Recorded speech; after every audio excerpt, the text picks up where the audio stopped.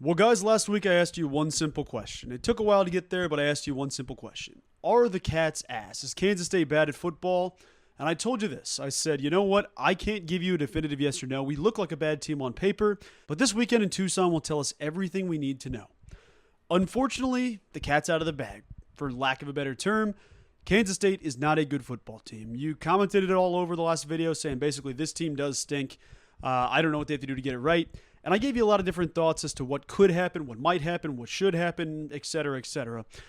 Long story short, you guys are right, man. The Cats are not good. This is a bad football team on a fundamental level. There are so many issues with this team and more, and it's to the point where you don't recognize Kansas State football. Now, usually for these videos, I kind of try to timeline this stuff to a decent spot of, okay, what went wrong the first thing? What's the first most pressing issue I should talk about? And then work my way through to see, all right, what needs to be fixed here, what needs to be fixed here, and kind of roll through all the segments. This week was so tough. The Arizona game was so tough to watch, on top of the Army game, on top of the North Dakota game, on top of, the Iowa State game. This team has been really, really hard to watch. Today's video, I literally bullet pointed out just as thoughts came to my brain. So this one's going to be a little bit more sporadic. But I do want to issue you guys a quick challenge, a quick heads up. Obviously, you guys know this. Everybody checks out when the team's bad. Like, videos stop doing as well. People stop commenting. People stop paying attention. Because how much do you really want to hear me rant about the Cats for 15 minutes, tell you what I think is wrong? So I want to encourage you that those who are watching this, those who are checking this video out, be sure to hit the like button, comment, do whatever you can. Let me hear your thoughts because it all helps with the algorithm. And even though the Cats are awful and that does hurt business, it does hurt the YouTube channel, it also hurts my soul as a fan. I know it hurts yours as well. So be sure, and if you're showing up to support, first of all, I love and appreciate you. Thank you so much for doing that because it truly does help in a time where it's not very easy to get more people involved in the channel. So be sure, if it's your first time here, hit the subscribe button. If not, like, comment, etc. All of that and more. I love you. I appreciate you for being here, even when the going gets tough. Now, like I said, this is bullet pointed out, so this may not be as seamless as some of my other videos. I don't know that I'd call myself ever really seamless, but this is what we're going to roll with. Kansas State football feels like I'm watching the episode of SpongeBob where he lost his identity. Now, if you've seen the episode, you know exactly what I'm talking about. I lost something once, and you're ranting, sitting there in the bar, and you spend this whole time talking to these rando strangers about what you lost and how you lost your name tag. Just to find out in the end of the video, or in the end of the show, I guess, in the episode, I sounded like 150 years old there. At the end of the episode, SpongeBob realizes his name tag's on his back all along. Just wore his pants on backwards. That's the whole episode. Kansas State football is frantically looking for their identity. They had an identity. They truly lost something. And watching SpongeBob wake up in the morning and he gets trucked by his alarm clock. He falls down the stairs. He tries Gary's snail food. It's horrible. Everything in his day is horrible. He decides, okay, I need to retrace my steps, see what I can do correctly. Let me try this all over again. I know I lost it somewhere along my day. Every single game that Kansas State plays this season, they're falling down the stairs. They're getting shot out of their alarm clock. They're trying crappy food. They're doing this. Anything Kansas State's trying to do to fix this thing, they're recreating idiocracy. They're recreating mistakes. They're recreating problems, and it's not fixing the solution. You're just recreating abysmal product. That's what they're doing right now. Kansas State, who has a long tradition of history of working harder than you, doesn't matter the talent gap. You could be playing #1 Oregon, obviously not right now, but you could play the best team in college football, and it was Kansas State, whether it was Bill Snyder or Chris Klieman, your team would always outwork their opponents. It doesn't matter if they have the best player in college football on their team. It doesn't matter if you're playing the #1 prospect in the country. It doesn't matter what the process is. Kansas State always outworked their opponents. That is not the case for 2025, which is ridiculous because this is the team you've been building to for years on years on years, and you have more talent than Kansas State teams have really had in a long time. Now, obviously, that's subject to be seen. Talent is talent. It just is. You have more talent than Bill Snyder classes have recruited. You've had more talent than Chris Klieman classes have recruited. You've had so much more talent than years past that are developed at key positions. Avery Johnson's been in your system for 3 seasons. This is his Heisman year. Dylan Edwards has been here for 2 years. Obviously was very committed to Kansas State early on in his career. Goes to Colorado, comes back. This is his breakout season. You bring in a 5-star kid like Lincoln Cure. The O-line looks good. The D-line looks good. You have so many pass rushers. You got the best linebacker in the country in Austin Romaine, and you add players beside him that are studs. The secondary looks rebuilt. Everything on paper is going to be great. Then the paper flies out the window. And you're sitting there saying, how are we one of the worst teams in college football with the talent, the team perspective we have? It's to the point where nobody recognizes Kansas State. You have neutralized Avery Johnson's rushing attack.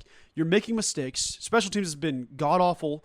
Lately, the last 2 weeks, they've been awesome. Believe it or not, still have their issues here and there, but Luis Rodriguez looks awesome. Believe it or not, the kicker for Kansas State. We'll talk about him in a bit, but I don't recognize the product I'm seeing, and I hate that. I truly hate that. This is not Kansas State football. The way they're playing the game, this is not how Kansas State should be ever. I don't care who's coaching. I don't care who's the quarterback. This is not Kansas State football. Now, I say all that to say there's very few guys that are bringing it every week. And I'm not trying to sit here to throw guys under the bus. I think that there could be guys that are working their tails off that just aren't high-energy guys. So they don't look like they're giving it their all. There's a few guys that come to mind. Qua Moss has been one of the few bright spots on defense that has worked his tail off. He's looked good in coverage. He's looked good in the box. He has done things the right way. And every play he makes, he's fired up about it. He's showing some juice, showing some life. On offense, Jayce Brown has been incredible. You see the energy he has. He is the best player on offense for you right now, which is kind of crazy, but he's your big play guy. He's the one making plays. He's the best player on the field on offense, which was not on my billboard. I thought it'd be Avery and Dylan, then Jayce, then it'd be kind of that up in the air thing of what happens next. Jayce has been your only offensive weapon right now. And then on special teams, like I said, Luis Rodriguez looks awesome. He's kicking it with confidence. He's got a big leg. I like the kid a lot. He's been awesome. I'm not trying to direct any of this hate towards these three guys. Then you look around. Nobody out there wants to be out there. That's the vibe. I get Austin Romaine's leading the country in tackles, so I get that that's just, like, he's just going to be a beast. But stats are just stats. This team is not playing together from any perspective of which. I will also go one step further. A guy who I thought was going to have the juice, a guy who I thought was going to have the fire, a guy that should be leading this defense from the secondary perspective. Guys, VJ Payne has been really, really, really bad. And I say that, I feel like the last 2 weeks I've said that. He's been bad. And that's a tough position that he's in. Like, you are the guy that's expected to lead this defense alongside Austin Romaine. From the secondary perspective, you're the one that's been here. You've seen all this stuff. You know what it takes to play in this defense. And he's truly not getting better. And I get that you can't just bench the kid. You're not going to take the kid out of the game. He's your best option at that position. I totally get that. The sucky part is he's been at Kansas State for 4 years now, and he's just been this player. Like, he was really solid last year. He had some shine. He has some athleticism. He's got all the intangibles of what makes a good player.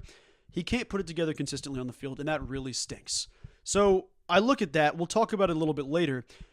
It's almost like you want to play the young guys. I'm not advocating for VJ to be benched. That's not what any of this is saying. But you almost look at this season for Kansas State football. I know they're only 0-1 in the Big 12 in the grand scheme of things, but this team doesn't look like it'll beat 3 teams, let alone find a way to get to a bowl game. But you almost treat it like basketball where you miss the tournament. You say, you know what? Play the young guys. Develop the young guys. See what happens. That's almost where I'm at with Kansas State right now. We'll talk about that in a bit. I'm not advocating for people to be pulled. There's obviously positions like you're not going to switch quarterbacks. You're not going to switch running backs. But like Devon Rice is a guy that needs to be out there a lot. He needs carries. Don't try to just snipe all his carries. He's been the only firepower on the rushing attack so far. There's been a couple of guys in the receiving game. There's people around that need more minutes. On defense, like I said, Logan Bartley's been cool to watch. He's going to be a big piece for us. It's almost at that point. But let's go to social media. Believe it or not, social media, which I'm going to both bash and praise here. Let me jump on the first side of that coin and kind of bash what's going on in the locker room.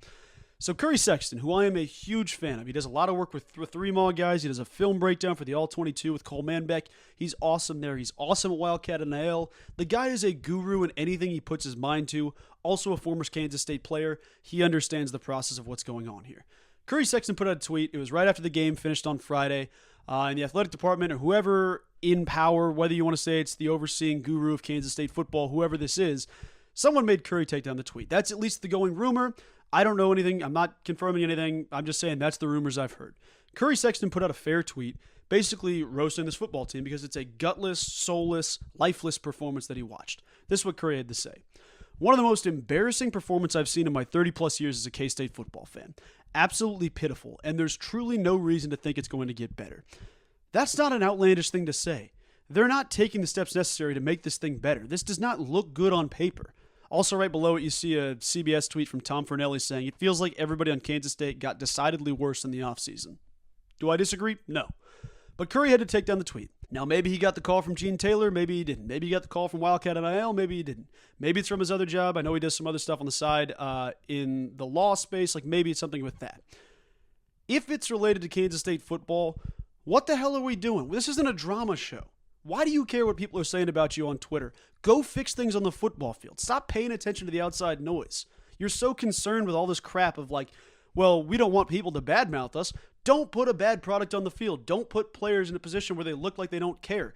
Give them the jersey to wear the jersey with pride. Don't just toss dudes to the wayside and hope for the best. That is not Kansas State football.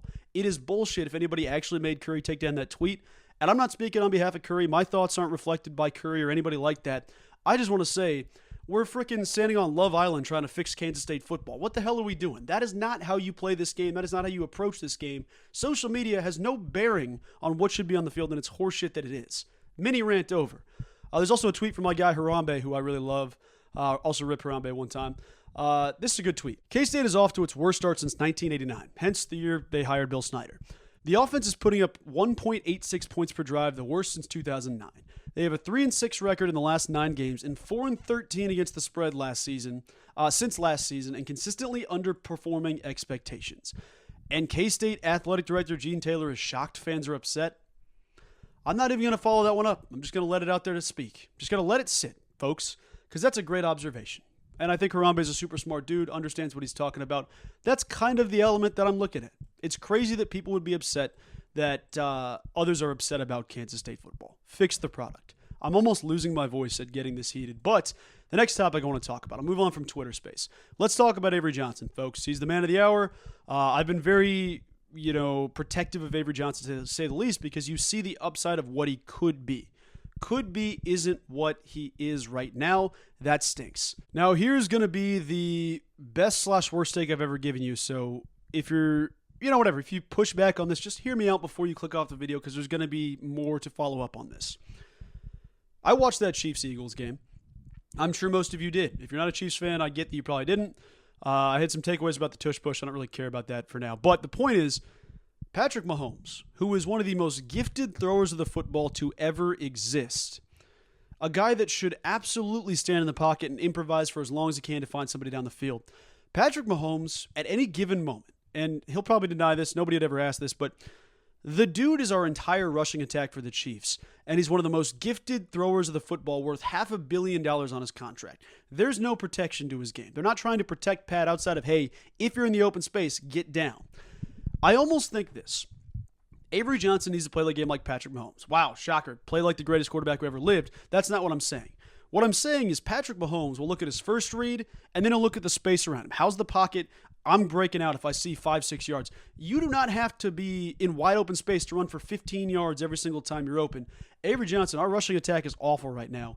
If you have a daylight, an inch of daylight, take it. I'm truly at the point where I think you need to start forcing the run. And I'm more on blame the staff there. They've coached it out of Avery's game. They have taken the most dynamic part of this offense out of his game. That stinks. I think that fixes in a different regime, but if Collin Klein comes back, that fixes his game. I think Collin Klein leaving for A&M really hurt Avery's development. We'll talk about that in a bit. Avery has an arm. None of this is an indictment on how he throws the football. But nobody in college football has the legs Avery Johnson does, at least at the quarterback position. Maybe 5 guys you can even toss in the same category. Avery Johnson runs a 4.3. Patrick Mahomes runs a 4.8, and that's the fastest the kid's running. I say kid. Man's about to be 30 years old. But the point is, Patrick Mahomes is a 4.8 quarterback, and he's rushing for 80 yards a game because that is truly what the team needs to win the game. I almost think Avery Johnson needs to start forcing the issue on offense when he's rushing the football. He is a natural, he's got a knack for not taking these big hits. Do not worry. This team is already 0-1 in conference play. We look horrible. Protecting Avery Johnson is good. I want to protect Avery Johnson. The kid naturally will protect himself. He's going to go down if he has the right time. He'll step out of bounds, sure. I don't need him trucking through 3 people to get a first down unless it's absolutely dire. But the fact that he's finishing a football game with negative 15 rushing yards is asinine when you look at the player he can be. Patrick Mahomes will run for 5 or 6 yards on first down if it's open. Look at his first read, blanketed 9 times out of 10 because our receivers can't get open right now, considering we have 2 that are hurt, 1 that's out for suspension reasons. This is talking about the Chiefs. He will force the issue in the rushing attack, slide, get down. That's a gain of 6. These 3-yard out routes to the tight end on 3rd and 10 aren't going to get us where we need to be. We don't want to be playing at the sticks at 3rd and 7. Go up and get a damn first down. If you have 1st and 10, it's a play action pass. If your first read's blanketed, take the run. Force the run if you have to. You're the quickest player in that position. Teams are literally sitting back to watch you throw the football because they know we're not going to run the football. That's ridiculous. You have Lamar Jackson, Michael Vick, play like it. Play like you're playing Madden in 2004 with Mike Vick. It doesn't matter if there's 4 linebackers sitting there. If you have 7 yards of space, take it every time, slide down, then play your second play on 2nd and 3. That is the way this offense needs to run. First read, nope. Second read, and I say that to say this. Look at Jayce. He'll be doubled. If Jayce is blanketed up, don't throw it to Jayce. Look at Tibbs. If Tibbs is covered, run. Don't look for your tight end who's, Garrett Oakley getting 4 catches for 6 yards. Do not throw that football. Run it. Run it every time if you have to. I'm serious about that. I want 10 to 12 scrambling plays, not just carries. I don't need to call design QB draws. This O-line can't block. They ain't blocking crap. It doesn't matter if there's 5 of me out there. They're not blocking anybody. Force the issue. If you have a morsel of daylight, take the 5 or 6 yards, get down, run the next play. That's how you're going to run this offense. That's how you're going to be until this offensive line starts shaping up. That's the way I see Kansas State football right now. Force the issue. If Patrick Mahomes is good enough for it, and Andy Reid or Matt Nagy, who I think is an idiot, but that's not important. If they're okay with it, or even to the point where Pat's like, no, I'm going to win this football game because I have 7 yards here, I'm taking it. If they're okay with that for the $500 million man, you should be okay with that for Avery Johnson. Or even Avery, take it into your own hands. Say, you know what? I know they don't want me to run. Screw that. I've got 10 yards and a first down here. I'm taking it. Nobody's going to look at you and say, wow, Avery Johnson can't throw the football because he ran for 150 yards. They're going to say, did you win the football game? 9 times out of 10, it's going to be yes if you had 100 yards rushing on the ground, Avery. That's kind of where I'm at with Avery Johnson's legs. I know I haven't talked about that a ton. Force the issue. Look at Tibbs. Look at Jayce. If they're not open, run the football. Simple as that. If it works out, great. If it doesn't, try it again. Because right now, this offense, you're not going to average more than 2 yards a carry rushing the actual football with the running backs. The O-line ain't creating holes. The receivers aren't getting open. Force the issue. Truly, if you're going to force the issue doing something stupid, force the issue where your strengths lie. That's kind of where I'm at for Kansas State football. Next thing I want to talk about, next bullet point here. Sports isn't social media, like I said. You shouldn't be concerned what people are talking about. Football is football. Chris Kleiman says it himself. Football is football. Let everything that everybody's going to say be out there. Don't focus on that. The more things change, the more things stay the same. Athletes absolutely deserve to be vocal on social media. I won't try to sit here and say no. What I will say is this. If you open your phone, doesn't matter if you're Avery Johnson or if you're a guy that's a true freshman that hasn't seen the field, or a recruit looking at Kansas State, that's not what you're there for. Social media isn't going to get you a first down. Social media isn't going to do this. Shut off all that crap. Focus on your game. What can I do this week to get better? Yeah, you should still have a social life. Yeah, you should still have a personal life. I get that people are saying XYZ thing on Twitter. I get that people are saying this on social media. People are blowing up your comments for this reason. None of that matters. College football is a game where you should truly be in the locker room with your brothers. That's the people you should care about. Yes, care about your family. Yes, care about your friends. But don't listen to the outside noise. Go be you. Go be a football player. Don't let somebody else's opinion of your game or somebody else thing morph how you play the football game. You're the only one with the headset on Sundays, or Saturdays. You're the only one that's out there seeing the coverage the way you are. I get that if they're blitzing you every play, there's not going to be much you can do. But there's going to be an element of shut off all the outside noise. Focus on what you can control. It's simple as that. That's life. That's not just for football. If you're an everyday guy going to a 9 to 5, I don't care what some dude in Madison, Wisconsin says about the way I go to my business. That has no bearing about my life. This is tying over with basketball, with football, with social media and athletes. It has changed the game. Don't listen to the outside noise. Be yourself. Play the football the right way it should be. I don't really know where I was going with all that, but we've been buying the hype for too long. That's kind of what I'm saying is I'm done with all this hype. I'm done with the, wow, you should wait and see what happens this year. You should see. I truly will wait and see what happens this year. I'm done listening to experts. I'm done listening to this person saying, hey, PFF says this guy's the best guy in football. This guy says that he's due for a big year. We've heard wide receiver overhype. We've heard O-line overhype. This team is not a good football team. I'm done listening to outside noise. Until I see something for myself, I will not believe it. That's where we're at with Kansas State football. Chris Kleiman can't get through the non-con unblemished, even when he has a perfect team.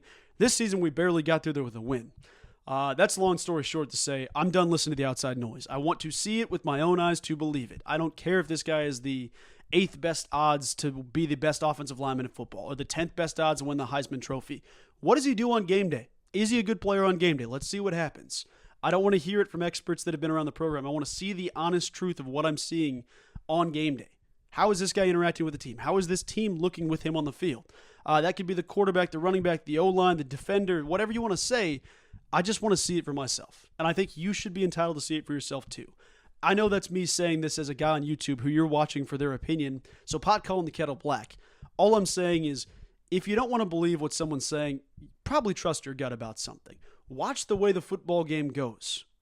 That's kind of the way I'm saying. I don't want to see national pundits saying, Kansas State's offense could be incredible with Matt Wells, could be awesome. Their defensive scheme could be this, it could be so good. Let's see what it looks like before we all agree and jump on the bandwagon. Let the bandwagon start, and then if you want to join late, sure, still support your team, but I don't want to take other people's word for it. I want to see it with my own eyes. That's just a random thing I bulleted down somewhere in the football game there. Next is pick your blame, pick your accountability, stick to it. There's 100 different issues. I've decided to stand on the O-line and the trenches not being good. Connor Riley's been the biggest loss you've had from an offensive line coach perspective. If you fix the O-line, Kansas State looks a lot better. That's the blame I'm going with. They've effectively coached Avery Johnson to not run the football. That's the blame I'm going with. Pick your spot. That's why I say that. There's 150 different reasons as to why this football team isn't getting it done on Saturdays. Truly pick your villain. It could be the scheme. It could be the assistants. It could be leadership. But yes, that's all of the stuff. I wrote this earlier. Collin Klein leaving for A&M hurt Avery Johnson's development. He truly left Avery at the altar, and that cannot be forgotten, should not be forgiven. But if the guy comes back for Kansas State football this offseason, which I truly think is going to happen, I think when it's all said and done at the end of the year, this has been a grueling season, physicality-wise, mentally-wise. I think Chris Kleiman's going to hang it up at the end of the season. From whatever reason, outside looking in, it just feels like this is the time that it works out for Kansas State football and for him as a person. His health has been an issue. People are reporting it. People are talking about it. Chris Kleiman's had some health struggles already this season. It feels like time for Kansas State to look for what's next, and it's going to be Collin Klein. I said it last video. The conversation starts and ends with Coach Klein coming back to Kansas State. If Klein comes back in any capacity, I believe he's got a shot to push Avery Johnson to the player he can be. The guy that we saw run for 5 touchdowns against Texas Tech, he can be that guy. The guy that won the game on the road in Colorado in a hostile environment, he can be that guy every week. If he's not, what the hell are we doing? You can't keep things the same and expect optimism to work out or expect it just to work out. You need some fundamental changes from every perspective for this thing to get back on the road. That's what I'm saying. If Collin Klein comes back and Avery Johnson's here, I think that's a match made in heaven. If not, the guy that Collin Klein wanted to transfer to Texas A&M to be the quarterback of the future down the road, that was Blake Barnett. Obviously, everybody wanted the Avery Johnson in the transfer portal. It didn't work out. He's still at Kansas State. I think he's the best path forward, but there is some clamoring for Blake Barnett in the future. The future's bright if you bring back Collin Klein and if you keep him around with Avery Johnson with Blake Barnett. I think that's a damn good 1-2 punch. Obviously, Avery might, transfer out. That's a realistic opportunity. He might also awaken the player he's meant to be with Collin Klein at the helm. I just don't see it working out with the current coaching staff we have. And I'm not trying to advocate for firing people. I don't know what's going to happen, but Kansas State needs fundamental change because this team looks broken. They've lost their love for the game, to say the least. This team truly has hit rock bottom. So when I say that, what do you do at rock bottom? There's a couple of different things. One, you get real comfortable with that 1-800-STOP-GAMBLING phone number because people betting on the Cats right now are going to lose their money. I am people betting on the Cats because I get to Saturday, I'm like, you know what? Cats are winning by 90 today. Doesn't even matter. We're winning. Get real comfortable with that 1-800 number because if the Cats don't change, it's going to look the way it is currently, and it's not going to get much better.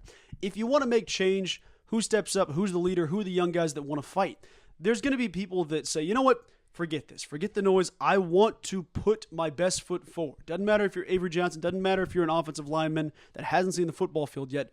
People need to step up. People need to coach the game the right way. They need to play the game the right way. They need to go about this thing just with heart, effort, and determination. Work ethic is going to always beat talent. Like Michael Phelps says the quote, hard work beats talent when talent doesn't work hard. Every single time. We have the talent. You don't have the hard workers. Who's going to be a hard worker going forward? That's where we're at with Kansas State football. Change needs to begin now. And I'm not saying fire Chris Kleiman. He, at the end of the season, needs to take a long look at what's happened, look at his health, and seriously look in the mirror. Like, you are not at a point where Kansas State needs to be fixed because of, okay, if I'm here for one more year, we're going to be right. The best path forward is Collin Klein. I truly believe that. But might as well see what sticks this season. Throw stuff at the wall, see what sticks. Throw the spaghetti at the wall, see if it sticks. If it's good, then it's done. That's what I'm saying. Toss guys out there that deserve minutes. Toss guys out there that you say, you know what the hell? Let's see if this works out. Obviously, that might not work out, but you know what? You're kind of already at a loss for words right now. You've already lost your identity. I told you, SpongeBob's already lost his name tag. What are you going to do by finding the name tag week 10, week 9, where you're sitting there? Maybe you've won 2 games in your first 7. How is that going to be good for anything going forward? All I'm saying is try to experiment with some stuff. Try to toss stuff out there. Clearly, the recipe you've created to this point isn't working. It's not going to get the job done. Let's fix it by trying, by showing up for each other, by laying it on the line. That's why I pointed out, like, Avery should force the issue by rushing the football. That's your best offensive skill set right now. Throw the football to Jayce 15 times if you have to. Air it out if you have to. The middle of the field throws are going to be what's best for Kansas State. Find guys open. This tight end group that was supposed to be the best in the country is now ass. Like, every position at Kansas State, it feels like it's taken a major step backwards. That can't be the way it goes. Who's going to show up on game day? Play those guys. Who's going to show up on game day? Isolate those guys at the top of the game plan. Jayce Brown needs 8 to 10 targets a game. Try to throw the football in his direction. If it doesn't work, rush the football. Stop doing these dumb little read option type plays where you're throwing it 3 yards of the outline. Like, you're not going to get the football down the field. You're not going to develop the chemistry with guys at this point in the season. Like, lean on your best playmakers. Find out who those are in the locker room. Who are your leaders? Go to those guys. It's never going to be a simple answer. It never will be. Football is a simple game that is overcomplicated by people trying to do it the wrong way. Who are your best players? Give them the football. What is the best plan forward? Let that be the way we go with. Don't try to figure out 8 to 10 different things we need to do every week. Focus on one area to improve and beat it to the ground. That is truly the way Kansas State football needs to be. But I'll be damned if I'm going to sit there and watch a team that doesn't care. I say all that to say this. I don't know if this is going to make any sense in the grand scheme of things. Last season of basketball, who did you think cared about the game more than anybody? David Gasson, Max Jones. Those were the two dudes. Find your that for Kansas State football and let those guys out there and play. I don't care if they're a true freshman. I don't care if they're fifth-year seniors. The guys that want to be out there should be out there at this point because it doesn't look like many want to be. Doesn't mean that that's what's really going on in the locker room. Doesn't mean like XYZ thing's going to happen perfectly. And I'm not in there. I'm not a coach. I'm not a player. I don't know what's going on.